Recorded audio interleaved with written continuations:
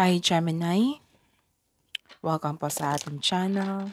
At ito ay inyong weekly Gabay Tarot reading for April 29 to May 5, 2024. Please be reminded, kung nakaresonate kayo, comment down. Kung hindi kayo nakaresonate, ibigay niyo po sa iba kasi general reading po ito. Gamitin ang reading na ito bilang gabay lamang. Balik po kayo dito bukas para sa ating daily Gabay Tarot reading.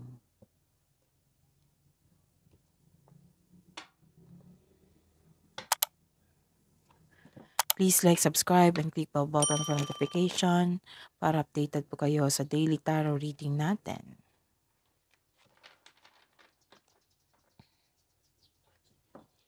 Para po sa gusto magpa-reading, maaari niyo pong makuha ang link na sa description box po ito.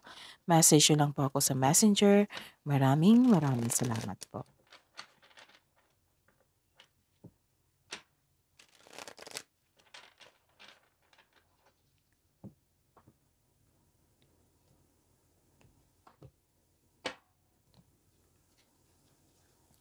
Spirits Guide, ano po ang ganap? Mga ganap ngayong April 29 to May 5, 2024 para po kay Gemini.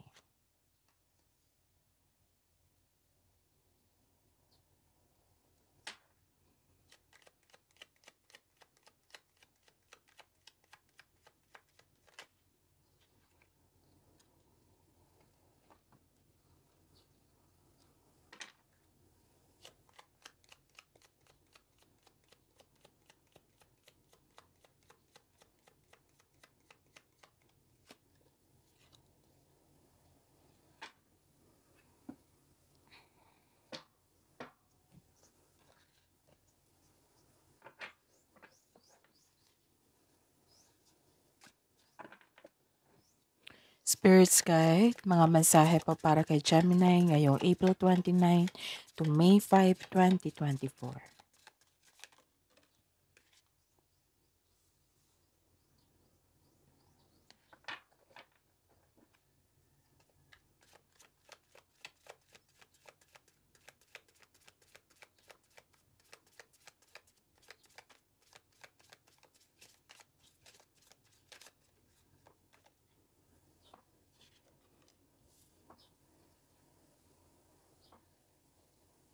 Okay.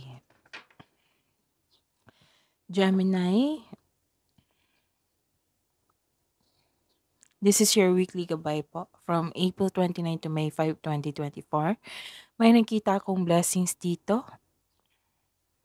Magkaka-receive kayo ng blessings sa week na ito. May nakita akong hope and healing. Meron din clarity. Malakas sa inyong intuition at nagkaroon kayo ng clarity. Marami kayong ideas, iniisip ngayon. Pero be careful lang po ha. Ingatan kasi weakness mo yung pag-overthink, Gemini eh. So, kailangan yung umiwas na mag-overthink. Okay? Kasi kung magkaroon kayo niyan, alam nyo naman na overthinking steals opportunity and happiness. And some of you nagre-research dito sa World Wide Web. And some of you naririnig ko yung wishes nyo. Yung dreams nyo sa buhay. You're hoping, nagkaroon ng pag-asa, nabivision mo yung goal nyo sa buhay. May nakita ako ditong solusyon sa inyong problema. Nabigyan na ng sagot ang inyong mga katanungan kasi nagkaroon ng clarity, malakas ang inyong intuition. And higit sa lahat, meron din ako nakita dito na kapalaran. Kapalaran mong magkaroon ng success. This is good luck, good karma. Naka-receive kayo ng rewards, compliment, recognition, nakilala ka sa iyong galing at talino. Tapos naging happy ka dito kasi maraming magandang bagay na nangyari. May positive opportunities and things going your way. Dito pa lang, good luck and good karma. Sobrang tindi na yan. So claim nyo na kasi ang ganda ng mensahe, ng mga mensahe. So claim nyo po, Gemini, for this week. Mm-mm. And, ano, sabi po ng card dito na nasa right track kayo. Oo, right track. You're going in the right direction. So just keep moving. Patuloy mo lang po. Huwag kayong mag-give up. And keep moving. Nasa right direction po kayo. Nasa right path po kayo. And ang sabi dito na commit to the journey. With determination, go all in for the long term. Your steadfast focus will bring lasting rewards. Oh, dalawang card na po nagsabi dito na nakatadhana to. Kapalaran mo maging success. Oo. Serendipity.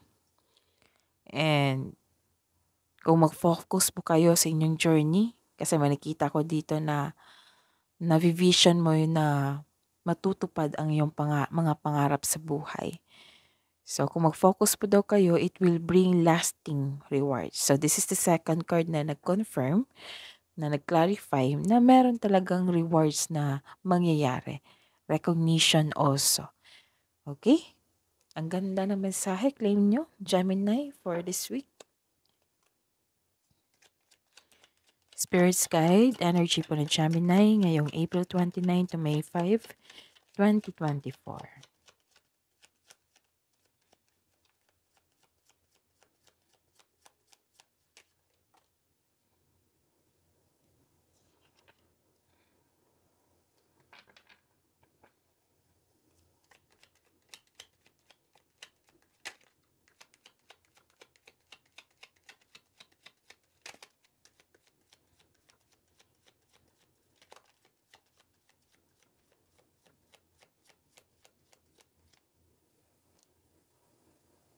Okay.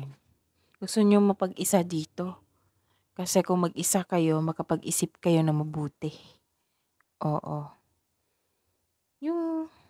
Actually si Gemini, mahilig tong mag-isa.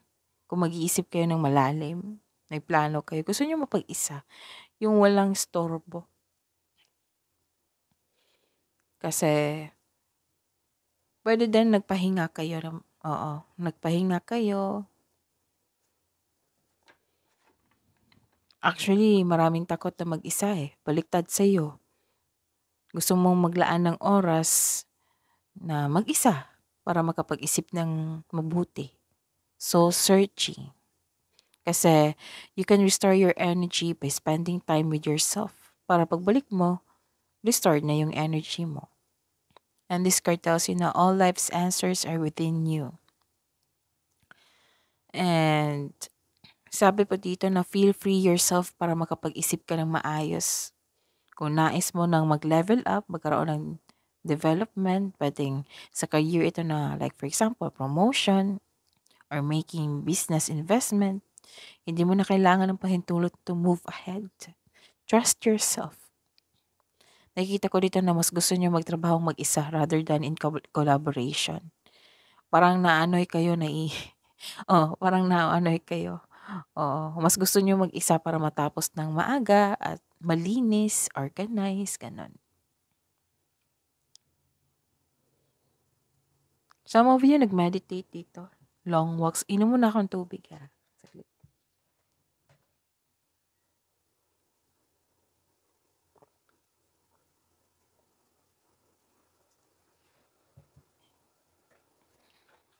Nag-water therapy kasi ako kasi sa mga viewers ko dyan, alam na alam nila na nag-iba yung boses ko.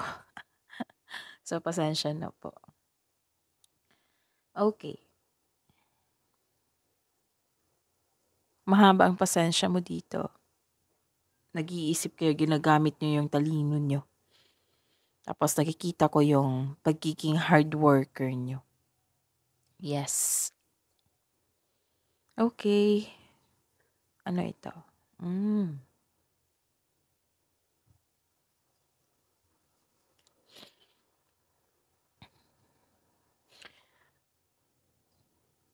Ah, napostop ako. Okay, pasensya na. May concern kayo, maaaring kasamahan niyo talaga 'to sa araw-araw. Hmm. May concern kayo na ayaw makinig sa inyo, kasi palaging lumalabas yung energy niya. It might be your partner, it might be a child, kasi matigas ang ulo, eh. Ayaw niyong makinig, ayaw niyong ayaw niyong makinig, tapos some of you may concerns sa taong obsessive. Nawalan kayo ng gana. Lalo na't na-disappoint kayo kasi may nakikita akong delay dito. Puwede din, nagkaroon ng delay kasi nag-hesitate ka to take an action sa inyong plano. Tapos may nakita ko dito na parang nagtampo si Gemini. Nung nakarang araw pa 'to, eh. Nagtampo kayo sa isang tao. Puwedeng kasamahan mo ito sa trabaho o karelasyon mo. Nagtampo kayo. Hmm, okey. Ano pa? Spirits guide, career and money po ni Gemini, ngayong April 29 to May 5, 2024.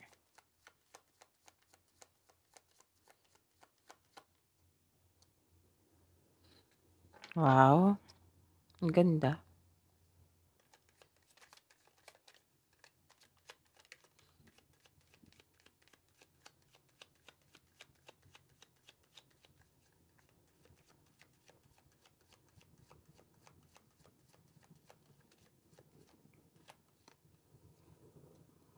Okay. By the way, Gemini, napanood niyo ba yung daily, reading niyo, from April 19 to April 30? Panoorin niyo po. Oo, sponsored and requested by Miss M po iyon. Tapos marami tayong upload para sa inyo ha, sunod-sunod yun. I-check niyo po, uploaded kaninang umaga yung iba. Yung Gemini, Mantika by Tarot reading for May 2024, Career and Money, magkasunod na sila. Career and Money, May 2024, at saka Love reading, May 2024.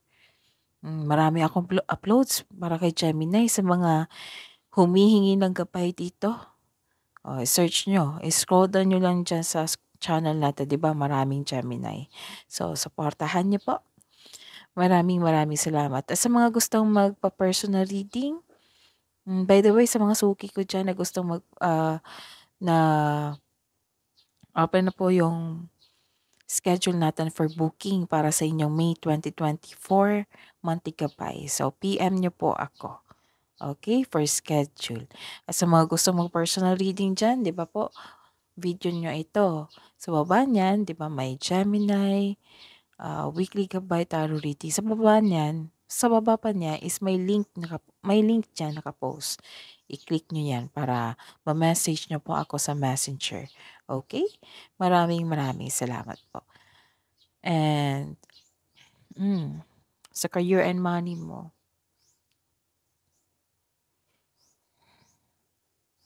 Okay. Nakita ko dito yung successful completion. So this is the clarification of your cards here. Na nagkaroon ng successful completion, you are reaping rewards, nagkaroon ng accomplishment, perfection, recognition, mastery. Ang ganda kasi perfect situation to eh. Maaring ha, may parating na gantimpala o positibong resulta sa inyong trabaho, sa inyong proyekto.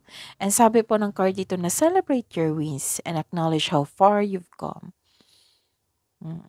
And ready ka na dito to begin a new journey. May nakita rin ako ditong tapos na ang construction ng dream house mo. And may nakita talaga akong tapos na yung mga gawain mo dyan. Yung like for example, naghahabol kayo ng cut off. Oo, ayun. Matatapos po ito. Everything you have worked for is coming together. Okay? May nag-celebrate dito. Oh. Pwedeng nag-celebrate ito ng graduation, anniversary, nag-celebrate tungkol sa inyo kasi you are reaping rewards or recognition sa trabaho. May nakita rin akong promotion dito, pagtaas ng allowance or sweldo. So, sa mga walang trabaho dyan, kilos na kayo kasi ang ganda ng reading, oh. Para sa mga negosyante, may positive review kang matatanggap mula sa inyong customer at kliyente. Pwede din sa boss nyo at sa amo nyo. Nasabi ko na ito, no, na may ganap na graduation. Pero sa araw na ito, and may reminder po dito yung card nyo sa inyo na ingatan ang kaperahan at trabaho at inyong sarili. Bigyan nyo ng panahon ang inyong sarili. May nakita ko dito na insecure kayo kasi wala kayong panahon sa inyong sarili. And may nakita rin ako dito na may concern talaga sa isang tao na matigas ang ulo. Oh, may naiingit sa iyo. May nagselos or naiingit.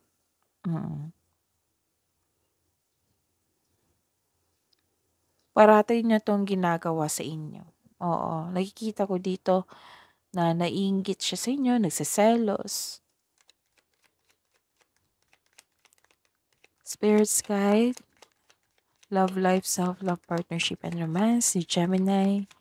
Ngayong week na ito, April 29 to May 5, 2024.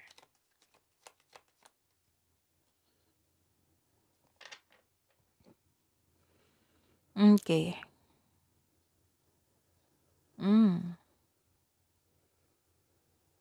Some of you may biyahe. May nakita kong biyahe dito. Tapos, inspired ka sa inyong relasyon, sa inyong sarili. Sa mga single dyan, this card tells you na huwag madaliin upang magkaroon ka ng karelasyon. Kailangan mo magkaroon ng same vision for the future upang sa gayoy magkaroon kayo ng isang healthy relationship soon. So, huwag madaliin.